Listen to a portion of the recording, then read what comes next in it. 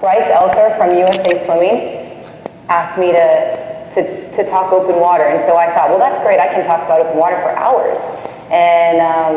But my topic today is Haley Anderson and Os Maluli and their path to London.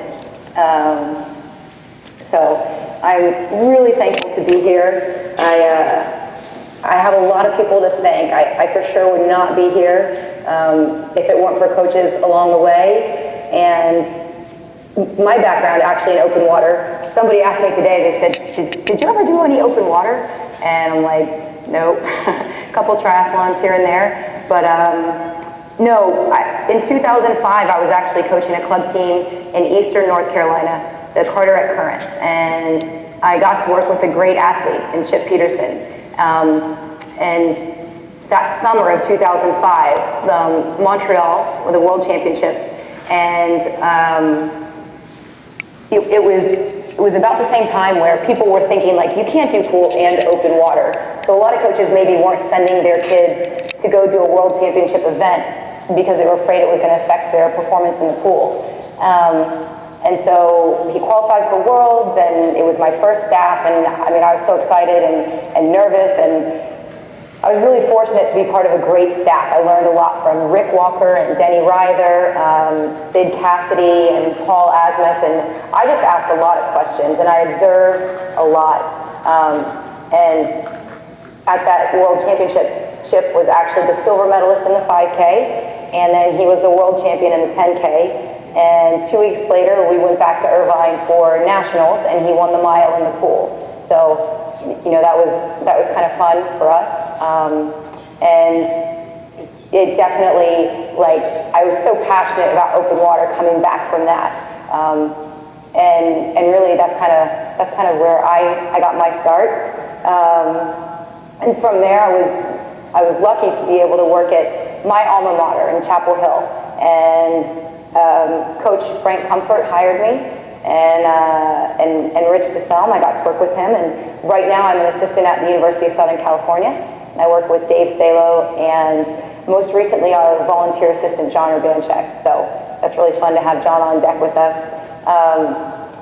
And thanks to Dave and Trojan Swim Club, I have been fortunate to get to know some of Trojan Swim Club and work with some really great athletes, so I feel lucky about that. You know, today I will tell you a little bit. I don't have all the answers. I don't know. I'm going to share some stories and show you some pictures about kind of from 2005 and through 2013, but really focus on 2012 as far as Os and Haley and their development, their backgrounds primarily being in the pool, and then kind of transitioning into being able to be pretty good open water swimmers with not a lot of open water training. And hopefully maybe you have an idea about open water, or you just at least generate conversation about it, and I think that's great for the sport, and that's what we need. So one of the things I love about open water is that it's a really tight-knit community, and it's a family. And when you're on a national team, you have about 4 to 8 athletes. And so as a coach, you really get to know the kids. You get to know them as individuals. You get to know their skill set, what they enjoy. And I think my role as a national team coach when I'm there is to figure out how the athlete is going to process information. And so how can I best relate to them? And I know a lot of the talks here have been about relationships with kids, and I do feel like that's really important, and especially in open water, you do spend a lot of time with your athletes. And so, you know, people will get out of an open water race, and a 5K is about an hour, a 10K is about 2 hours, and a 25K is like 6 hours. So there's a lot of time for coaches to do some talking, but there's a lot of stories that kids leave those races with, and even to the finish, the last 10 meters, lots of different things can happen, and it can involve 5 different people, and they all have a different story. And so that's one of the things I do love about it. I don't have a chart for yardage or a guideline, cycles, anything like that. You know, Dave and I have really worked pretty well together, I feel, as far as making sure that we're on the same page, and I guess the main thing that I have learned is that I've gotten to work with 3 world champions. Chip being a 16-year-old male, Haley was 21, and then Ose is 28. And so I had to learn how to adapt to their needs and the style that they needed, because they're not all the same. And I don't think that you can just throw these kids in there and tell them all to do one thing one way.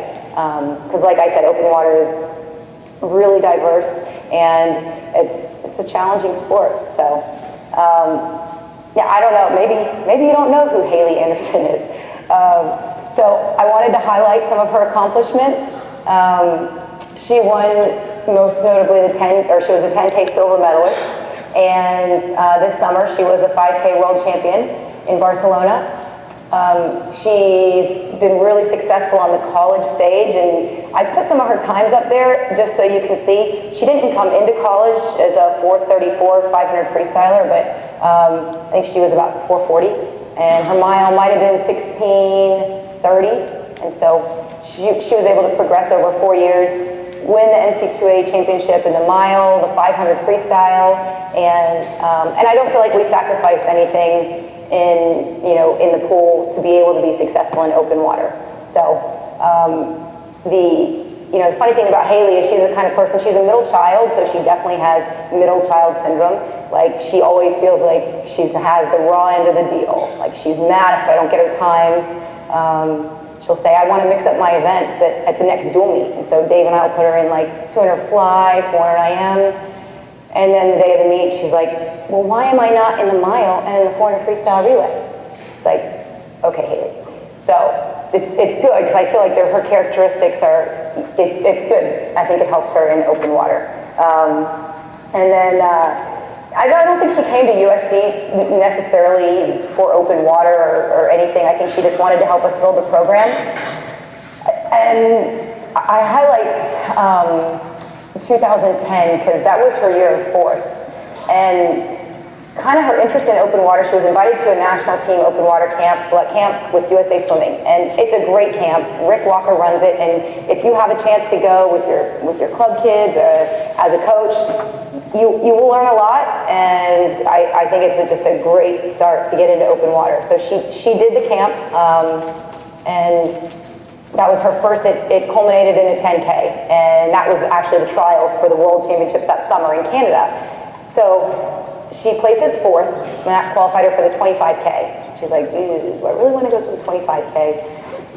But we talked a lot about it, and she wanted to have the opportunity to represent the U.S. at a World Championship. And so she goes 25K, just under 6 hours, gets fourth place, and comes back. She had qualified for Pan Pacs in the pool, swam the 800 freestyle. She was fourth place there. I forgot to mention she was fourth in NC2As in the mile that year in March. And then she goes to do the 10K for open water Pan Pacs, and that's in Long Beach. And it was only her second 10K ever. So she gets out of the water, and it's kind of crazy. You don't really know what place you finish. It's always a real tight finish. And so she comes out, and she said, what place did I get? I was like, it's great, your second 10K and you got fourth. And then she burst into tears. I was like, oh, okay. Like my worst moment in coaching ever. I absolutely said the wrong thing. But I think that it drove her to want to be successful in 2011. So, and then a lot of you guys know Ose Maluli. He is one of the most decorated distance swimmers of all time. Another USC graduate, like 10 years ago. He was the first to ever medal back-to-back. Well, actually, the first to ever medal in the pool and open water. So in London, he won the bronze medal in the mile, gold medal in the 10K. He's somebody that's really versatile. He can train IM, backstroke, butterfly, anything you throw at him, he's going to do it. And he has been based in LA, but I think one thing that's kept him in the sport for a long time is the ability to go do a training camp with Coach Rose in Mission Viejo for 3 weeks, or go to Colorado Springs. And in 2012, he joined the Danish team for a little bit. And because I guess part of the reason I was able to go with him to London, we knew Dave was going to be the coach for the U.S. team. And so that kind of opened the door. Ose had been talking about doing open water. So it kind of made sense for me to go with him. So at that point, we kind of had to get a plan going for what he was going to do. And one thing I think is really important when dealing with athletes, that either you're taking them to the next level or just an introduction to open water, is to just know your athlete. And the more information that you have, I think the more you can help them be successful. I really would highlight like building upon the past. And you know, for both Haley and Oates, they were relative newcomers to open water, so I had to make sure I didn't throw a lot of things at them. I tried to keep kind of filter through what information they had, and again, like maybe they're interested in open water is a little bit different. Oates wants to win a gold medal, you know, and then because Haley had some opportunities, she wanted to win a gold medal too. And communication is huge, especially in open water. So many things can happen, so many things can change, and I think trusting in the coach and trusting your athlete. A lot of these races, kids are making a decision in the middle of the race, and they have to make a decision in a split second. And it's like, you're not giving them hand signals or telling them what to do. You've really got to coach them to understand, to trust themselves, to make the right decision. And I mean, and that can determine the finish of a race sometimes. It's a balancing act in regards to Oates, who's balancing the pool thing. He's 28, so he has injuries that he's dealing with, and you know, trying to make sure that we communicate with his trainers and what he can do and what he can't do. And for Haley, it was like, you know, she has NC2As in March. Our U.S. trials were in April. The Portugal qualifying race was in June. So there's just a lot of different things going on. She doesn't want to miss too much school, you know, or social life, all those things. So I felt like I needed to continue to remind myself that they're balancing a lot of other things, and it's not just they walk into the pool and yes, I have them for 2 hours, you know, but there are a lot of other things that could be going on.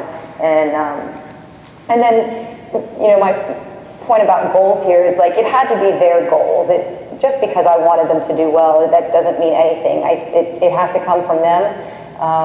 And since they both are pool swimmers, I try to break it down into a 3-step process.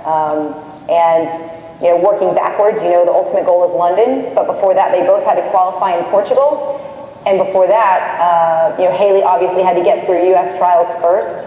And Oates, I just felt like he needed to have a race before Portugal. And I knew Cancun was a great stop on the World Cup circuit. He had never done a 10K before, and so it's a tropical location, it's warm weather, he's from North Africa, just not throw him into London, cold water. So that's kind of why we picked Cancun. And it worked out because U.S. trials in Cancun were about exactly the same time. So I've got a couple pictures here. It doesn't look as pretty on screen as it does on my computer, but so this is the start of the Cancun race. And you know, when you go to an open water event, it's a little different than a pool. So it's not like just showing up and you have a timeline and you have an assigned heat and lane, you're putting on wristbands, you're getting numbers, all sorts of things. And I just wanted him to experience something that he needed to know what it was like. There's a timeline. Basically everything I told him to do, he didn't do in that first race. He led for 9 kilometers of the race, and everybody just passed him the last K. And I was kind of waiting to see his reaction, because I'm like, if he really hates this, then you know, this is not going to be fun. But he had a huge smile when he got out, and all the other guys were like, oh, telling him what he did wrong and what he did right, and so all sorts of things like that. So it was good. I felt like he had finally decided that he was going to buy in to open water and really feel as passionate about it as I was.